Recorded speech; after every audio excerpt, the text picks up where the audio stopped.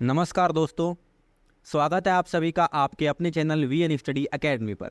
मेरा नाम है कार्तिक भारद्वाज। दोस्तों, आज से हमने अपने चैनल पर जीके की एक सीरीज़ शुरू की है जिसमें हम आपको स्टैटिक जीके कंप्लीट करवाएंगे और एमसीक्यूज़ के थ्रू हम ये पूरी कोशिश करेंगे कि आपके एसएससी से रिलेवेंट या फिर वन डे एग्जामिनेशन, चाहे वो यूपी पुलिस का हो, एसएससी का हो, जीडी कैसा भी हो, वो आपके लिए मोर देन सफिशिएंट रहे। तो आज से हमने पहला अपना टॉपिक शुरू किया है पॉलिटी का। पॉलिटी में आज हम आपको संसद के बारे में पढ़ाएंगे। संसद के बारे में भी हम इसमें लोकसभा हमारा मेन टॉपिक होगा। तो चलिए बिना कोई समय गवाए हम शुरू करते हैं। दोस्तों, भारत के संविधान के अनुच्छेद 79 में आपसे कहा गया है कि संघ के लिए एक संसद होगी जो राष्ट्रपति है ना, और दोनों सदन यानी कौन कौन से, राज्यसभा और लोकसभा से मिलकर बनेगी। बात याद रखने वाली ये है कि यहाँ पर राज्यसभा जो है वो ऊपरी सदन होता है और लोकसभा निम्न सदन होता है। ठीक है, तो आपके यहाँ तीन मुख्य स्तंभ हैं, राष्ट्रपति, राज्यसभा और लोकसभा। इसमें आज हम आपको लोकसभा के बारे में पढ़ाएंगे। लोकसभा यानी पार्लियामेंट हाउस में लोकसभा की सारी बैठकें वगैरह जो भी हैं आपकी होती हैं। इसमें भी हमारे मेन पॉइंट क्या क्या है, चलिए आगे जानते हैं हम इनके बारे में। ये आपके सामने स्क्रीन पर आ रहा है, ये हमारा त्रिभुजाकार नया संसद भवन है जो अभी कुछ समय पहले ही बनकर तैयार हुआ है। ठीक है, चलिए बिना कोई समय गवाए हम पहला क्वेश्चन के बारे में जानते हैं। पहला क्वेश्चन हमारा ये है कि जनता द्वारा प्रत्यक्ष रूप से निर्वाचित सदन को हम क्या कहते हैं? तो हम इस सदन को कहते हैं लोकसभा, जो कि आपको ऑप्शन नंबर ए है। बढ़ते हैं सेकंड क्वेश्चन की ओर कि लोकसभा चुनाव आपका किस पद्धति से कराया जाता है। आपका जो लोकसभा चुनाव होता है वो किस पद्धति से होता है? आप देखते होंगे कि जो 18 वर्ष से ऊपरी उम्र की सीमा के वाले बालक या फिर जो भी जवान हमारे देश के नागरिक होते हैं वो सभी चुनाव में मतदान करने जाते हैं। तो हमारा प्रत्यक्ष मतदान होता है कि हम जो व्यक्ति हैं वो शामिल होकर इसमें हिस्सा लेते हैं। बढ़ते हैं क्वेश्चन नंबर 3 की ओर। क्वेश्चन नंबर 3 में आपसे कहा कि संविधान में लोकसभा के सदस्यों की मूल संख्या कितनी है? कि जी संविधान क्या कहता है, लोकसभा के सदस्य कितने हो सकते हैं मैक्सिमम? तो संविधान कहता है कि 552 अधिकतम संख्या इनकी हो सकती है। क्वेश्चन नंबर 4 में आपसे पूछा गया कि वर्तमान में इस टाइम जब वर्तमान में लोकसभा के कितने सदस्य हैं? तो इस समय वर्तमान में लोकसभा के 543 सदस्य हैं। क्वेश्चन नंबर 5, राष्ट्रपति आंग्ल भारतीय से हमारा मतलब है एंग्लो इंडियन समुदाय के कितने प्रतिनिधियों को लोकसभा में नामित कर सकता है? तो इसका करेक्ट आंसर हो जाता है 2। राष्ट्रपति के द्वारा केवल 2 लोग हैं जो नामित कर सकते हैं, उन्हें राष्ट्रपति अपनी मर्जी से चुनकर भेज सकता है लोकसभा में। क्वेश्चन नंबर 6, लोकसभा में किस आधार पर सीटें आवंटित की जाती हैं, बांटी जाती हैं? तो आपकी सीटों का जो वितरण होता है वो राज्यों की संख्या के आधार पर होता है। जैसे आपका उत्तर प्रदेश हुआ, राजस्थान हुआ, मध्य प्रदेश हुआ, ये बड़े बड़े राज्य हैं, तो यहाँ से लोकसभा की सीटें ज़्यादा जाती हैं। वहीं मिजोरम जैसे छोटे राज्य जो है वहाँ से लोकसभा की सीटें कम होती हैं। और आपकी खासकर बात यह है कि यूपी में आपकी लोकसभा की सीटें सबसे अधिक हैं। बढ़ते हैं क्वेश्चन नंबर 7 की ओर। क्वेश्चन नंबर 7 आपसे कहता है कि वर्तमान लोकसभा में प्रत्येक राज्य के लिए सीटों का जो आवंटन हुआ है वो किस पर आधारित है? तो आपसे यहाँ जनगणनाओं के बारे में पूछा गया है, तो ये 1971 की जनगणना के पर आधारित है। और याद रखने वाली बात, एक मेन पॉइंट ये है कि लास्ट जनगणना कब हुई थी अभी? तो वो हुई थी 2011 में। ठीक है, अभी 2021 में होनी थी, पर ये कोरोना वायरस की वजह से नहीं हो पाई और उम्मीद है कि शायद अगली साल 2024 में यह हो जाए, चुनाव के उपरांत या चुनाव से पहले। बढ़ते हैं क्वेश्चन नंबर 8 की ओर। क्वेश्चन नंबर 8 में आपसे कहा कि लोकसभा का सदस्य बनने के लिए न्यूनतम आयु कितनी होनी चाहिए? कि आपको लोकसभा का सदस्य अगर बनना है किसी व्यक्ति को जो भारत का नागरिक हो तो उसकी आयु कितनी हो? तो उसके लिए कम से कम मिनिमम 25 वर्ष की आयु होनी चाहिए। क्वेश्चन नंबर 9 में आपसे कहा कि संविधान के किस अनुच्छेद में लोकसभा का वर्णन है? ठीक है, अभी हमने आपको थोड़ी देर पहले बताया था कि आर्टिकल 79 में क्या है? आर्टिकल 79 में संसद का वर्णन किया गया है। ठीक है, और आर्टिकल 81 में आपको बताया गया है कि लोकसभा कैसी होगी। ठीक है, तो आर्टिकल 79 और 81 ये दोनों आपके रिलेटेड हैं। वैसे 80, 82 भी है। अभी हम आपको नेक्स्ट क्वेश्चन में इसके बारे में भी बताएंगे। क्वेश्चन नंबर 10 में आपसे पूछा कि लोकसभा सदस्य बनने के लिए आवश्यक शर्तें जो संविधान के किस अनुच्छेद में बताई गई है? तो अनुच्छेद 84 आपको बताता है कि लोकसभा का सदस्य बनने के लिए आपको किन किन शर्तों का पालन करना होगा, जिसमें बहुत सी मुख्य शर्तें हैं कि पहले वो 25 वर्ष का नागरिक हो, भारत का नागरिक हो, 25 वर्ष का हो गया हो, भारत का नागरिक हो, है ना, और उसने बहुत सारी शर्तें ऐसी हैं जो पूरी की हो, पागलपन ना हो, मानसिक दिवालिया ना हो, ये सभी कंडीशंस हैं जो वो पूरा करता हो। क्वेश्चन नंबर 11 आपसे कहता है कि मंत्री परिषद किसके प्रति उत्तरदायी है? तो मंत्री परिषद जो होता है हमारा वो लोकसभा के प्रति उत्तरदायी होता है। बढ़ते हैं क्वेश्चन नंबर 12 की ओर।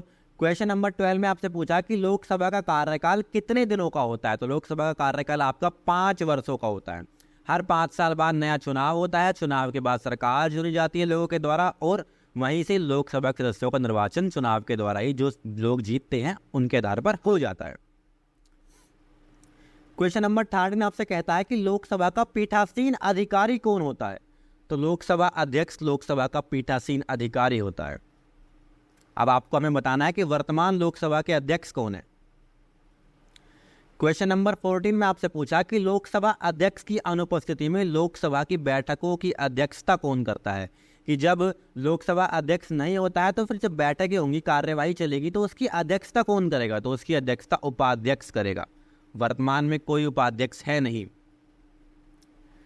क्वेश्चन नंबर 15, अस्थायी लोकसभा अध्यक्ष को क्या कहते हैं? तो अस्थायी लोकसभा अध्यक्ष जो भी होगा, यानी जब लोकसभा अध्यक्ष उपस्थित नहीं होगा तो अस्थायी लोकसभा अध्यक्ष बनाया जाएगा, तो उसे हम प्रोटेम स्पीकर कहते हैं। क्वेश्चन नंबर 16, लोकसभा अध्यक्ष और उपाध्यक्ष का पद रिक्त होने की स्थिति में लोकसभा की बैठकों की अध्यक्षता कौन करता है? वही तो प्रोटेम स्पीकर। पहले अगर अध्यक्ष नहीं है तो उपाध्यक्ष करेगा, और अगर उपाध्यक्ष भी नहीं है तो फिर प्रोटेम स्पीकर जो है लोकसभा सदस्य की बैठकों की अध्यक्षता करेगा। क्वेश्चन नंबर 17, जो आपका ये प्रोमिट नहीं प्रोटेम स्पीकर होगा, यहाँ ये प्रोटेम स्पीकर होता है, इसकी नियुक्ति कौन करता है? तो प्रोटेम स्पीकर की नियुक्ति आपके राष्ट्रपति द्वारा की जाती है। ठीक है दोस्तों, बढ़ते हैं क्वेश्चन नंबर 18 की ओर। क्वेश्चन नंबर 18 में आपसे पूछा कि लोकसभा अध्यक्ष और उपाध्यक्ष की अनुपस्थिति में लोकसभा की बैठकों की अध्यक्षता कौन करता है? ना अध्यक्ष है ना उपाध्यक्ष है, और प्रोटेम स्पीकर में से आपका क्या होगा कि 10 सदस्यों का एक पैनल होता है। उसमें क्या करते हैं, पैनल में से कोई भी एक व्यक्ति चुन लिया जाता है और वही अध्यक्षता करता है। ठीक है, क्वेश्चन नंबर 19 की ओर बढ़ते हैं। क्वेश्चन नंबर 19 में आपसे पूछा कि लोकसभा को कौन भंग कर सकता है? लोकसभा को भंग करने का अधिकार जो है संविधान किसको देता है? तो यह अधिकार केवल और केवल राष्ट्रपति को दिया गया है। क्वेश्चन नंबर 20 में आपसे पूछा कि लोकसभा के सदस्यों की निर्योग्यता से संबंधित प्रश्नों का निर्णय कौन करता है? कि ये अयोग्य हैं, निर्योग्य हैं, तो ये सब लोकसभा अध्यक्ष के द्वारा किया जाता है। उनके समक्ष ही विवरण प्रस्तुत किया जाता है और वही निर्णय लेते हैं कि कौन अयोग्य है और कौन योग्य है। क्वेश्चन नंबर 21, क्वेश्चन नंबर 21 में आपसे पूछा गया कि कितने दिनों तक अनुपस्थित रहने पर लोकसभा के सदस्य की जो सदस्यता है वो समाप्त हो जाती है? तो मैक्सिमम अगर 2 माह तक कोई अनुपस्थित रहेगा और वो कारण भी नहीं बता रहा है तो 2 माह बाद उसकी सदस्यता समाप्त हो जाएगी।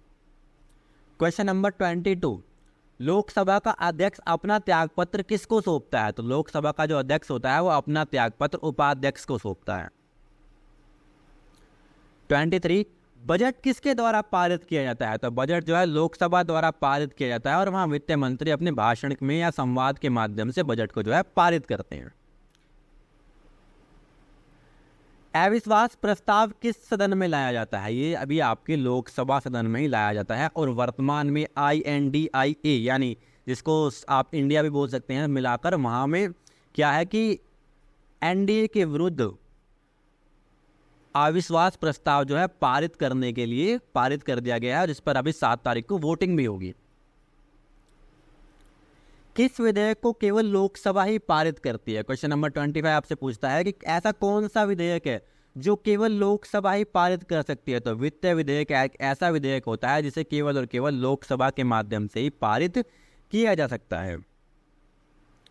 क्वेश्चन नंबर 26 की ओर बढ़ते हैं। क्वेश्चन नंबर 26 आपसे कहता है कि किस अवस्था में संसद लोकसभा का कार्यकाल बढ़ा सकती है? ऐसी कौन सी कंडीशन होगी जब संसद चाहे तो लोकसभा का कार्यकाल बढ़ा दे? तो ऐसा होगा आपातकाल स्थिति में। आपको बताना है कि भारत में आपातकाल कब कब लागू हुआ है, कब लागू हुआ था, कितनी बार हुआ है या केवल एक ही बार हुआ था, ये बात आपको हमें बतानी है। क्वेश्चन नंबर 27, संसद एक बार में लोकसभा के कार्यकाल को कितने समय के लिए वृद्धि कर सकता है? तो ये है आपका 1 वर्ष के लिए एक बार में बढ़ा सकता है। ये 2 बार बढ़ाया भी गया है, ठीक है। किस वर्ष लोकसभा का कार्यकाल एक एक करके 2 बार बढ़ाया गया? तो 1976 में ऐसा हुआ था कि लोकसभा का कार्यकाल एक एक साल करके 2 बार बढ़ा दिया गया था, आपके चुनाव को डिले कर दिया गया था। क्वेश्चन नंबर 29, भूतपूर्व सांसद सदस्यों को पेंशन व्यवस्था कब लागू की गई कि जो सांसद पहले बन चुके हैं उन्हें बाद में पेंशन दी जाएगी जब वो रिटायर हो जाएंगे? तो ऐसा हुआ था 1976 में कि सांसदों के लिए भी पेंशन की व्यवस्था लागू कर दी गई।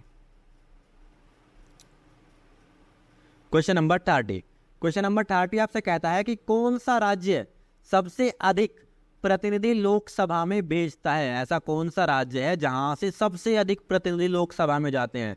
तो इसका करेक्ट आंसर हो जाता है ऑप्शन नंबर डी, यानी कि उत्तर प्रदेश। उत्तर प्रदेश एक ऐसा राज्य है जहां से सबसे अधिक प्रतिनिधि यानी सांसद लोकसभा में भेजे जाते हैं। क्वेश्चन नंबर 31, किस राज्य में लोकसभा सदस्यों की संख्या सबसे कम है? अभी हमने सबसे अधिक के बारे में आपको बताया कि यूपी में सबसे अधिक होती है, तो सबसे कम कहां पर है? सबसे कम है आपके इन तीनों में, नागालैंड, सिक्किम और मिजोरम, यानी उपरोक्त तीनों में आपकी सदस्यों की संख्या सबसे कम है। क्वेश्चन नंबर 32, कि लोकसभा के पहले अध्यक्ष कौन थे? जब लोकसभा स्टार्टिंग में चालू हुई तो उसके सबसे पहले अध्यक्ष कौन थे? तो करेक्ट आंसर हो जाता है जीवी मावलंकर। ये जो थे आपके लोकसभा के पहले अध्यक्ष थे। क्वेश्चन नंबर 33, प्रथम महिला लोकसभा अध्यक्ष का नाम क्या है? दोस्तों, प्रथम महिला लोकसभा अध्यक्ष जो कि आपकी मीरा कुमारी थी, उनका नाम है मीरा कुमारी, जो आपके प्रथम महिला लोकसभा अध्यक्ष रह चुकी हैं। आखिरी क्वेश्चन नंबर 34, कि भारत में पहली बार लोकसभा का चुनाव कब कराया गया था? भारत में पहली बार 1951 से 52 के बीच में लोकसभा का चुनाव कराया गया था। तो आज की वीडियो में बस दोस्तों इतने ही क्वेश्चन हम आपके लाए हैं। अब नेक्स्ट वीडियो आपकी हम परसों अपलोड करेंगे। इसी के साथ हमारी इंग्लिश की क्लासेस भी चल रही हैं जो आपको प्रीति मैम पढ़ा रही हैं, आप उन्हें भी ज़रूर देखें और अपना सपोर्ट ऐसे बनाए रखें। अगर आपको हमारी ये वीडियो अच्छी लगी है तो इस वीडियो को लाइक और शेयर करें और हमारे चैनल को ज़रूर सब्सक्राइब कर लें। धन्यवाद दोस्तों, जय हिंद।